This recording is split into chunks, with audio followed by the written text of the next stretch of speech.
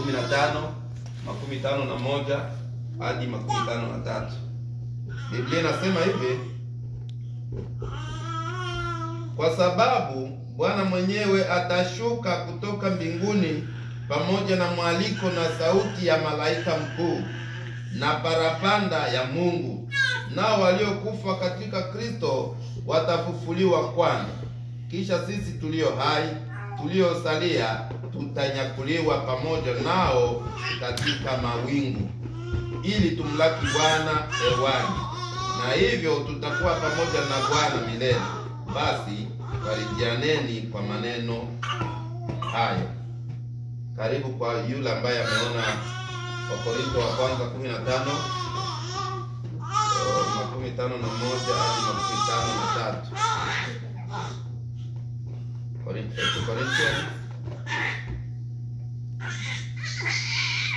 Angalieni nawaambia ninyi ili msisalale, lakini sote tutabadilika. Mpaka 53.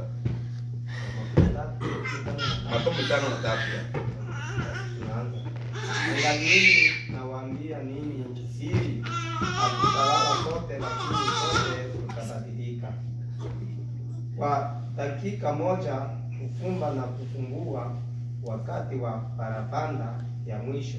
Maana parapanda italia na wafu watafufuliwa, wasiwe na uharibifu, na nasi tutabadilika. 35 ndio mwisho. Maana sharti huu uharibikao uvae kutokuharibika, nao huu wa kufa uvae kutokufa. Amen. Amen. Haleluya. Amen. Bwana Yesu asifiwe. Amen. Ndio, wiki mbili zilizopita tulisema juu ya majukumu ya kanisa, ambayo tulisema katika majukumu makubwa ya kanisa, tulisema la kwanza ni kutoa injili. Tukasema jukumu la pili baada ya kutoa injili, kutoa injili au injilisti inakuwa jukumu ya kwanza. Tukasema ya pili ni kuabudu, worship, au hizi ibada kama hivi tunakutana, ndio tulisema ndio jukumu la pili. Kama Mkristo tunapaswa kukutana hivi kila, kwa sababu ndio tutamwabudu Mungu, ndio tutamwimbia Mungu kwa kumsifu, tutamuomba Mungu, tutapeana neno. Haleluya. Amen. Hilo ni jukumu la pili kubwa la Wakristo. Jukumu lingine la tatu tukasema ya kwamba ukiwa wewe ni Mkristo unawajibika ama una shurti ya kufanya nini? Ya kuhimiza mwingine. Haleluya. Katika kuhimiza mwingine tukasema watu wengi tunakuwa na tabia mbaya yenye mtu akiona mwenzake ameanguka tuseme, au mtu amepotoka amekosea kitu fulani, inakuwa ni kucheka, makritike fulani, mnaona alikuwa anajiita iko Mkristo, unaona hivi. Lakini Biblia haijasema kuko nafasi ya Mkristo kuchukua hiyo nafasi, bali Biblia inasema yule anayejisikia ana nguvu na ainue yule asiye na nguvu. Haleluya. Ni jukumu ya Mkristo, ukiona bado kwamba mwenzako akitenda dhambi na wewe kazi yako kritiki, ujitoshi mwa Kristo, useme deja ushakuwa nje ya Ukristo. Bwana Yesu aturumie sana. Lakini kama Mkristo ni kazi ya kumwombea Mungu. Kama ni kumuonya, unamfikia hata kumfikia Bwana hili alijenana sawa na Ukristo. Na kama uwezo wa kumfikia upo, nenda kwa magoti, Mungu mwenyewe ampokee, ampate. Haleluya. Mungu amrudishe tena kwake. Na ya ine tukasema jukumu ya ine ya Ukristo ni kuonesha upendo wa Mungu na huruma zake. Upendo wa Mungu hautauonesha kwa kinywa kusema Mungu ninampenda. Upendo wa Mungu ni wa kuonesha practically. Haleluya. Amen. Hautadanganya unapenda Mungu, kanisa ufike hautafika. Ushapoteza kipindi kimoja. Mtu anahangaika umsaidie hautasaidia. Haleluya. Kitu kinachotusumbua wanadamu ni kule kuona vyenyewe kunavyo havijatoshi. na kama vinyuko navyo havipati vinatosha. Haleluya. Matajiri mwenye anahesabika tajiri wa kwanza ulimwengu leo, wende waangushe $1,000 kwenye iko kama haita hilo goti. Kwanza wao tena wenzetu na wapendaka hata yake masenti ngule budogo warush bana logotaka. Labda mie mwenye sina ndio mwenye ngule budogo sitawe. Haleluya. Amen. Ile milo ukiangusha kwenye iko hata ilogota nini? Ndio hajaona vyenyiko navyo vinatosha. Haleluya. Amen. Kwa hiyo kwamba ukishindwa kusaidia mtu aseme mimi sijatosha, hautasaidia. Yakobo akasema imani bila matendo ni kama roho, ni kama mwili wenyewe una roho, ni ushakufa ule mwili. Kusema kwamba hatutajiita wa Kristo, niko Mkristo, na unaona mtu mwenyewe anahangaika unashindwa kumsaidia, hakuna cha Ukristo chenye uko nacho. Ni jukumu yetu kama wa Kristo kusaidiana. Akasema Yakobo tena aseme itakuwaje? Inasaidia nini? Ninakuja niko natetemeka na baridi, nimenyeshewa na mvua. Ninafika kwa wao bana, iko na koti, iko na manguo zenye ziko pale. Lakini ninafika pale wala na moto iko pale kule. Walikuwa watu wasili, wanaota moto. Hapakuwa cha air condition na AC ile wakati. Anasema kwa wakati wao. Hawa tuseme kwa hiyo wakati mnyumba yako wewe unakitia cha baridi na mwenzako anakia na nyesheo. Hawa hata usitie kimoja. Mnasema mahabari yake wende vizuri bwana. Ule mtu ananyeshewa, alihitaji kitu ya joto, atacha ya moto au kumpa au vingine, lakini mahabari ulikuwa wa furaha kwako. Ule mtu atatoka na kwako na furaha. Vyote wenyewe ulifanya vya furaha kwako hata vihesabu. Juu tatizo kwanza njoo ulipacho focus kwako. Njoo Biblia inatufundisha kwamba matendo ya huruma inafaa sana na ni jukumu ya Mkristo. Hilo Biblia inatuonesha ndo katika majukumu ine ya Mkristo ni jukumu mojawapo kubwa. Ukiwa Mkristo usisahau kusaidia watu. Ukiwa Mkristo uweke mwakili yako ni na shurti. Kitu kikiweka ni shurti kwako ukakifanya kila leo. Haleluya. Usijale kiwango cha msaada unachokifanya. Ile tendo msaada ndio Mungu anahitaji. Haleluya. Biblia inatufundisha kuna mwanamke ambaye alitoa masenti na wengine walitoa za mingi. Yesu akasema yule mama alitoa nyingi. Juu ya nini? Kulingana na pato yake. Pato yake ilikuwa ya kuisha. Anatoa vile masenti. Na wengine mtu niko na ng'ombe, ninatoa mbuzi. Ng'ombe hazijabadilika, zingaliki mang'ombe. Haleluya. Na kama tulisema hiyo tulikuwa tunasema ni majukumu ya Ukristo. Hawa majukumu ya kanisa ambayo tulisema sisi ni viungo vya mwili wa Yesu, sisi kama watu ni kanisa. Haleluya. Kama hiyo ni majukumu yetu, tunacholenga ni kufanya nini? Mwisho wetu ni nini? Haleluya. Tunavifanya hivyo vyote juu tufaidike nini? Na ndo neno tutasema siku ya leo. Neno letu la siku ya leo, neno linasema ni kama vile swali. Ni kama swali. Je, wewe uko tayari? Je, wewe uko tayari? Ndio tutaeleza tayari kwa nini. Haleluya. Kama tulivyoeleza pale, nawaza mlishapata picha kadiri ya vile tulisoma andiko linakwenda kusema juu ya kurudi kwa Yesu Kristo. Kama kanisa tuna hiyo yote majukumu, tunafanya vingine vya Ukristo, na kama Ukristo huko mwisho wetu ni nini? Ni kwenda kukaa na Yesu siku moja. Haleluya. Amen. Hatuvifanyi kwamba watu wanitukuze, fulani anakuwa kana kana sana, fulani anasaidiaka watu sana, ila haiko ya Ukristo. Ile ni ya dunia. Lakini yetu ni kwamba uhakikishe uko katika ile frame ya kanisa. Majukumu yako kama Mkristo, mwisho wako nini? Ukae na Yesu Kristo. Sasa leo tutasema kwa kifupi juu ya neno je, wewe uko tayari? Uko kwenda kukaa na Yesu Kristo, wewe uko tayari? Haleluya. Hili ni somo tutalifundisha kwa kirefu siku nyingine kuhusu kurudi kwa Yesu. Lakini leo tunaisema, tunaihubiri. Haleluya. Amen. Tunavyokuta hapa, wakati Yesu alipofufuka na injili ilivyokuwa pale kwa wale wakati wa mitume, watu walikuwa na injili wanasubiria kwenda kwenye Yesu alienda. Juu Yesu aliwaaga, ninaenda kuandalia makao. Msihuzunike, manyumba iko mingi. Kwenye nitakuwa mtakuwa. So mahubiri ya ile wakati ilikuwa sana yenyewe wanaelekea ufufuko. Wote walitegemea kwamba itakuwa tiko utake Yesu anakufa na mtu mwingine naye atakufa pale, wanafufuka haraka. Haleluya. Amen. Lakini pamoja na yote Yesu aliwaonesha vipengele, akasema kuna mambo ambayo yatakwenda kupitika kabla ya haya yote kutukia. Na baadaye ndo akaenda anafunulia watu wa mitume wengine kuwaonesha kwamba siku yake na mwisho alivyosema ni itakuwa ni kama mwizi. Si kwamba yeye atakuja kuiba kanisa, bali walifanya mfano kwamba atashuka kama vile mwizi anakuya. Mwizi akikuya anakuwa ni nini? Ni improvist. Wewe unareve mwizi huku anaingia, anaiba. Ndio anataka kumaanisha kwamba siku yake hata laga aseme nakuja kesho na saa 2 juu mwizi alaga. Haleluya. Amen. Kuja kwa Yesu kwetu sisi wa Kristo, hususan wa Pentecost, ni mojawapo ya yale matumaini au yale maneno ambayo tunaamini.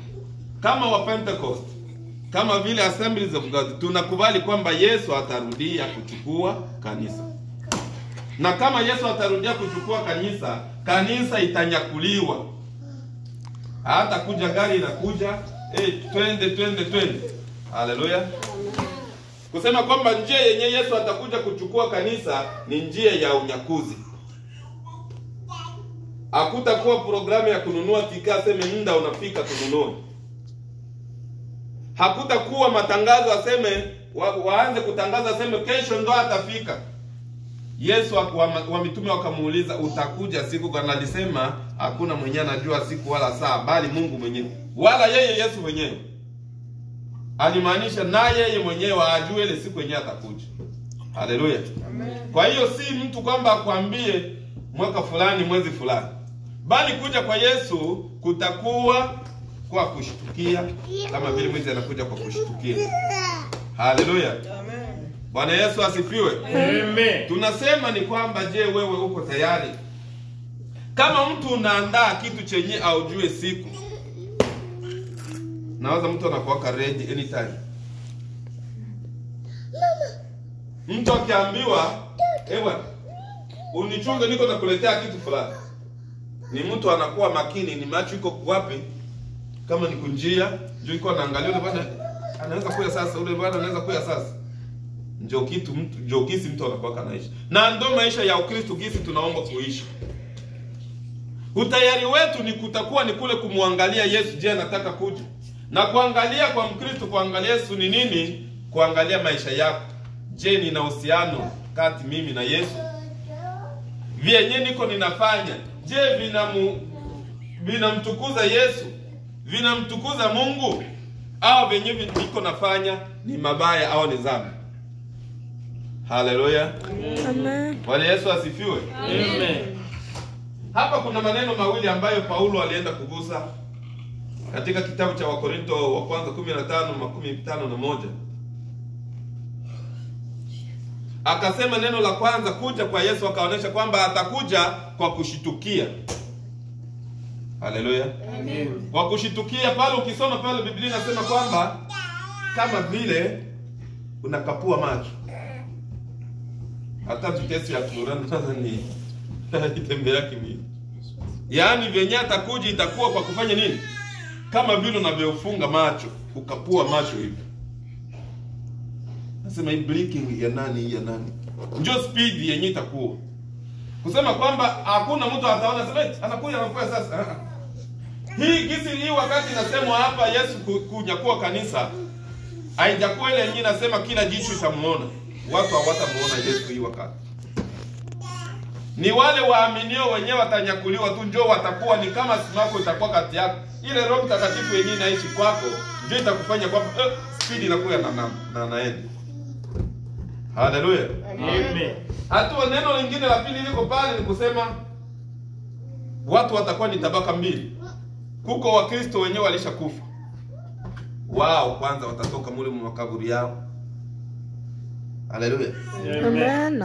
Wao wa kwanza walikufa kama vile alisema Paulo, asema hii miili ya kukufa mpaka ivalishwe miili sio ya kukufa. Na wale wa Kristo ambao watakutaniwa hai watabadilika. Na hivyo vyote vitapitika mu masegonde. Hapana masegonde, niseme segonde. Jua anasema mfano saa yenyewe anasema yana precise ni kama hivi kukapua macho. Ndio kule kubadilishwa kutafika na ndio kunyakuliwa kutakuwa. Ina maana ni vitesi yenye mtu mwingine hataelewa wala kuona. Ndio pale Biblia ikasema kwamba mtakuwa wawili shambani, mmoja anachukuliwa, mwingine anabaki. Hii inataka kuonesha kwamba kuja kwa Yesu Kristo hakuna alama nyingine yenye itafanya ulimwengu ukue tofauti. Yesu atakuja tuko tunaenda kukazi. Yesu atakuja tuko tunaomba. Yesu atakuja tunalala. Yaani watu watakuwa mu maisha ya kawaida.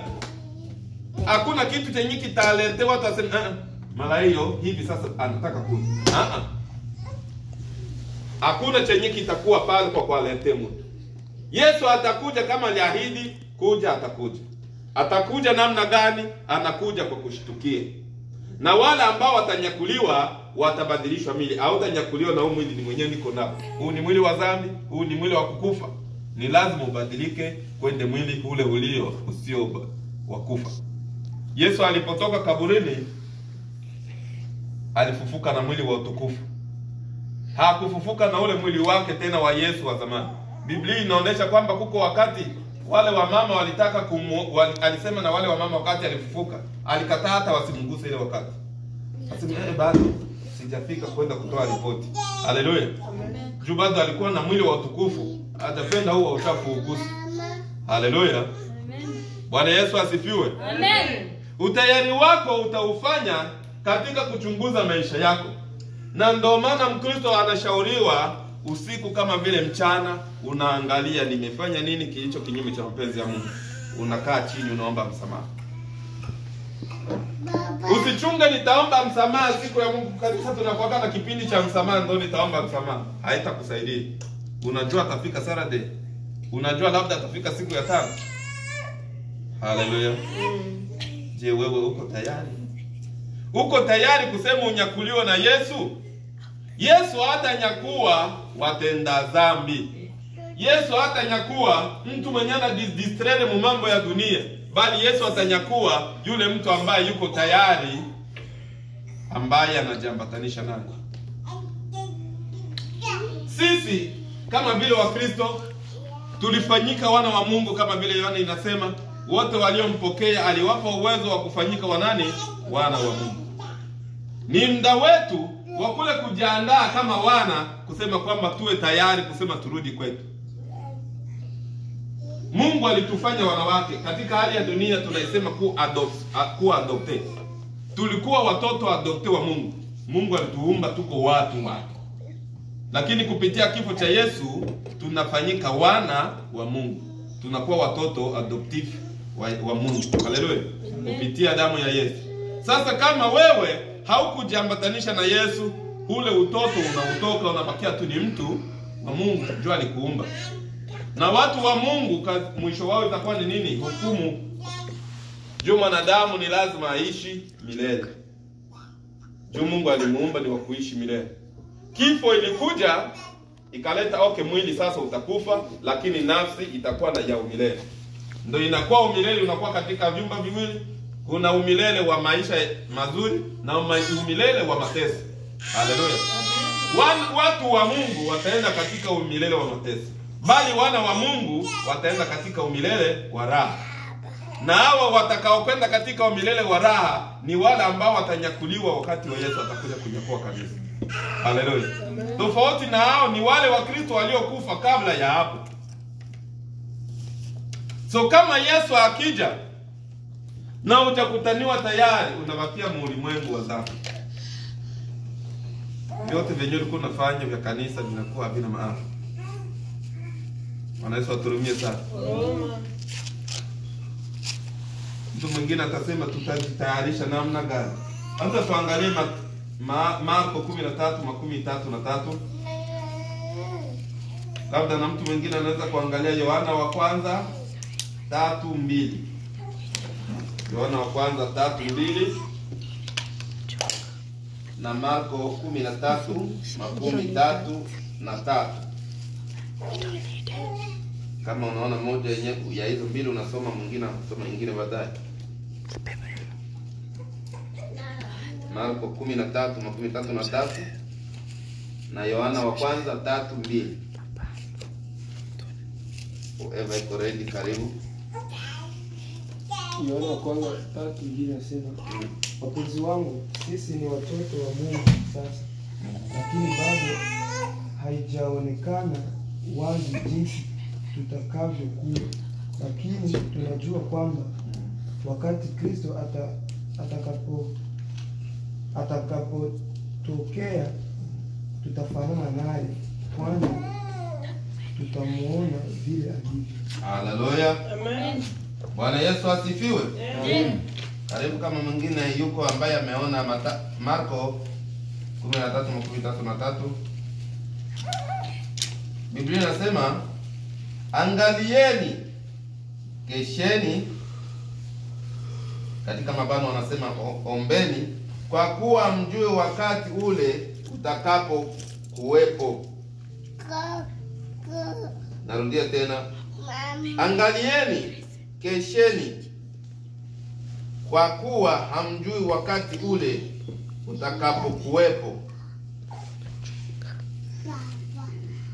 Tunashuka 13:4 nasema, mfano wake ni kama mtu mwenye kusafiri, ameiacha nyumba yake, amewapa watumwa wake amri, na kila mtu kazi yake, naye amemwamuru bawabu akeshe.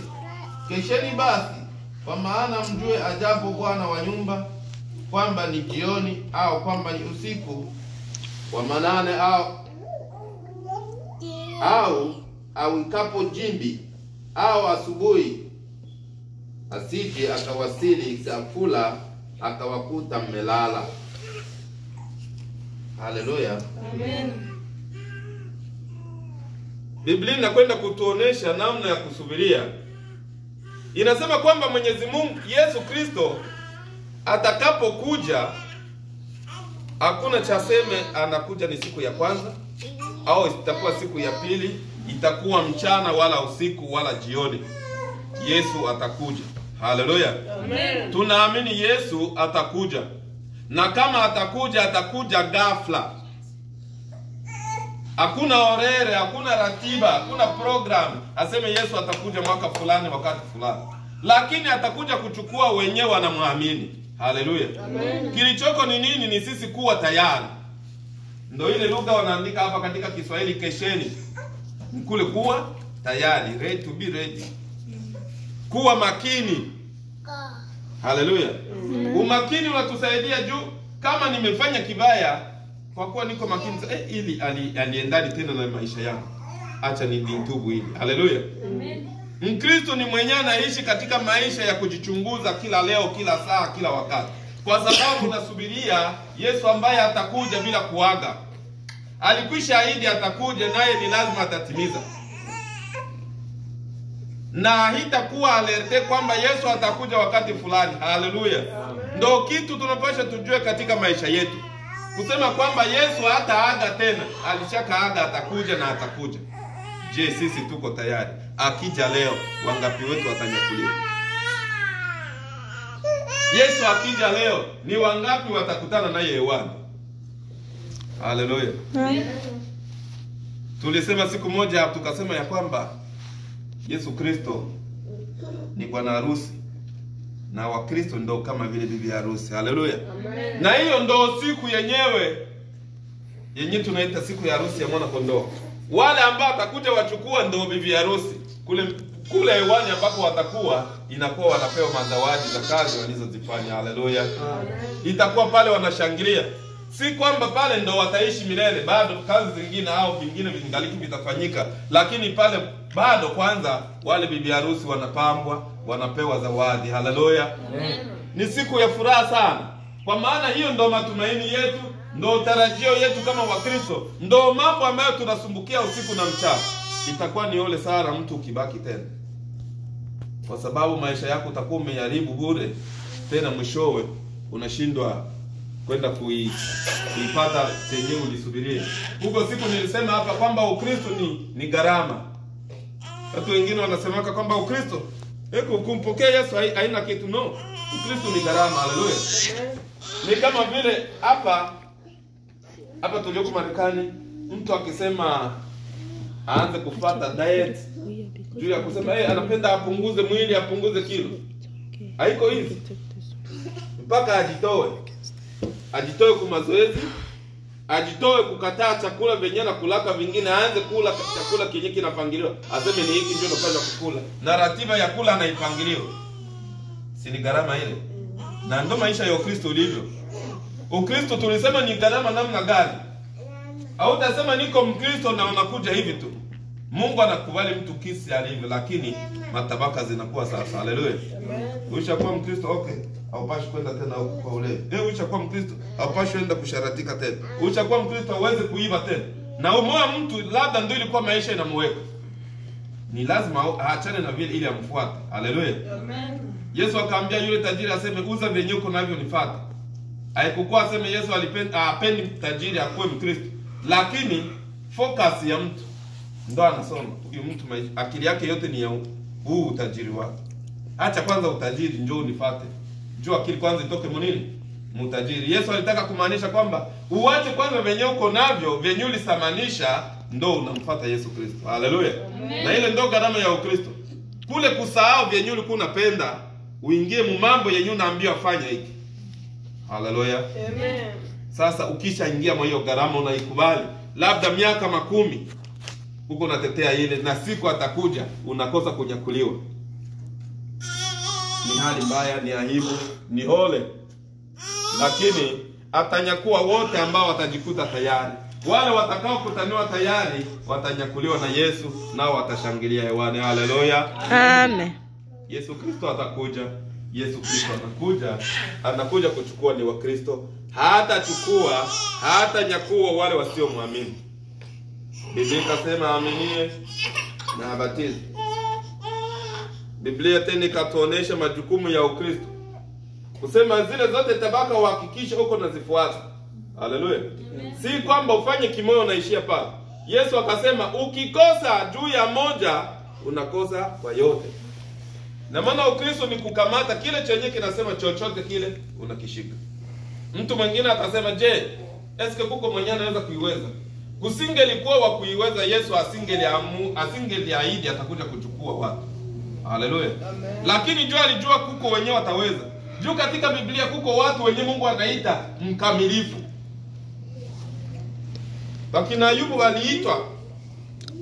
Mungu aliwaona kwamba walikuwa wakamilifu. Wakina Yusufu, akina Ibrahimu. Ni kusema kwamba kama mwanadamu yeyote anaweza kuweza. Swali ni kule kushikilia sheria. Zile amrisho za Mungu mtu unazifuata yatosha. Haleluya. Tuko katika dunia, matatizo yanakuja, majaribu yanakuja, lakini pamoja na Yesu tuko washindaji. Haleluya. Na mtu akiweka matumaini yake kwa Yesu kusema mimi ninasubiria kitu fulani, hautajichanganya na mengine. Tusijisahau. Haleluya. Hatuko watu wa dunia na hatutaishi milele katika dunia. Yesu anakuja, ni kila leo tunasubiria. Ukiwa unasubiria kila leo, hutafanya hiki aseme nifanye kwanza hivi ili tena nitatubu baadaye. Unafanya kitu cha kusema hiki kenye ninafanya hata akija hapa atanibeba. Haleluya. Si kwamba wewe unafanya kitu aseme nifanye kwanza hivi lakini nitatengeneza kesho. Ndio maana Biblia ikasema hata kwamba hata hasira yako isifike jioni. Ili nataka kutuonesha kwamba ukiwa mtu unaishi katika dunia, ni mambo mengi yanatujia. Kuna wakati utapata hasira, lakini hasira yako usifanye nini? Isifike jioni. Ili ni ishara kusema usikae na hiyo hasira. Nikikukosea nitahidi nitafute tumalizane. Haleluya. Watu wengine wanasema mimi mwenyewe nilikukosea ndio ninapaswa tu nikutafute. Yes, ndio vizuri. Lakini wewe mwenyewe unakosewa unakasirika, hautafika mbinguni na hasira. So kwa kusema kwamba utengeneze hiyo yako hasira ikutoke, si bora unatafuta kutengeneza yule mtu alikuchokoza. Vinakusaidia wewe kimwili avitupe heshima, lakini kiroho vinafanya nini? Vinatusaidia. Kusema kwamba kujiandaa kwa kuja kwa Yesu Kristo ni jambo ambalo tunapaswa kulifanya katika hali zote za maisha yetu. Kujitahidi katika kila njia kusema kwamba uangalie namna gani uhusiano wako uko na Yesu. Naye ajapokuja hatakuacha, kwa sababu hatakuja kuwachukua walio wake. Atakuja kwa ajili ya waaminio.